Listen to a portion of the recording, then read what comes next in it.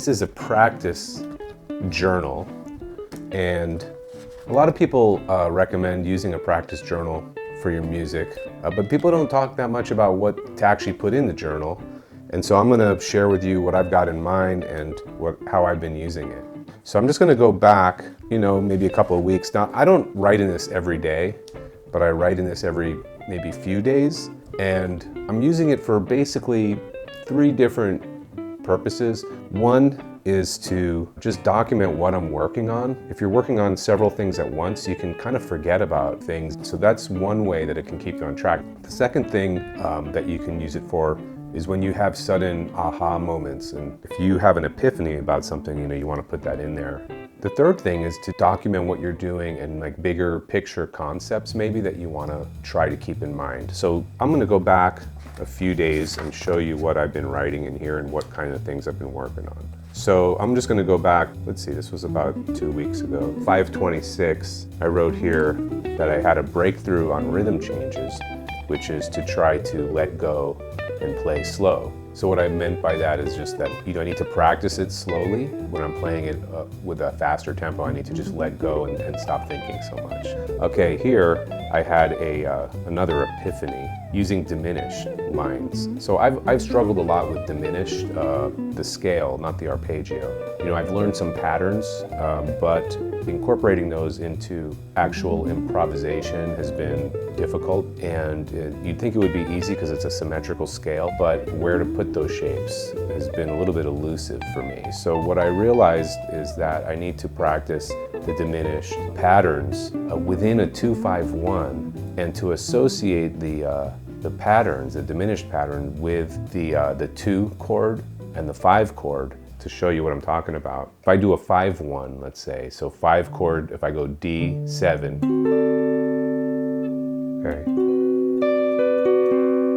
to G major 7, I can find the diminished because I know that I'm right here in the root position, and here's the root of my 5 chord, so I know there's a flat 9, so now I'm oriented and I can play that scale, and then I can do my patterns, right?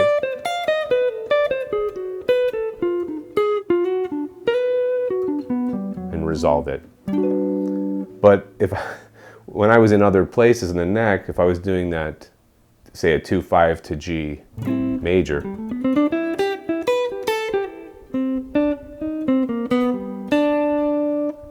throwing in that diminished quickly and knowing exactly where it is was giving me problems. If I relate this diminished, if I relate that to the 2 chord, which is a lot of times where I'm thinking, because I'm thinking Dorian when I'm starting a 2-5. If I'm looking at that 2 chord, okay, so that would be this A minor, right? Well, that's part of this diminished. The A, B, C, the first 3 notes of the Dorian scale are also in that diminished half-whole tone scale. Once you orient yourself to a few of the notes in that scale, the rest of it you can find exactly where you are because it's a symmetrical scale. So now, thinking that way, I can say, well, if I'm doing a 2-5 in G major, I'm going to start with, say, an A minor arpeggio to outline the 2 chord, right? Say. So now I know those 3 notes, A, B, C, the first notes of my A Dorian scale, are in that diminished. So now I can find where I am. And then I put here, on that same day, I put unrelated remedial work. You need to practice / learn the major scale pentatonic in each position as it relates to the 1 chord. Say if I just took some random odd key like D flat, I want to know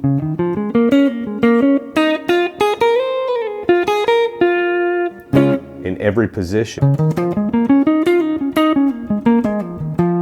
One of the things that I've tended to do is thinking in terms of minor, converting to minor all the time. That'll actually slow you down if you have to say to yourself, okay, D flat major is going to be the same as B flat minor. You know, you don't want to have to always convert. You want to just be able to think D flat major. I think it's a good trick to use to get ideas, like to think, well, if I'm in D flat major, I can use all my minor licks and things.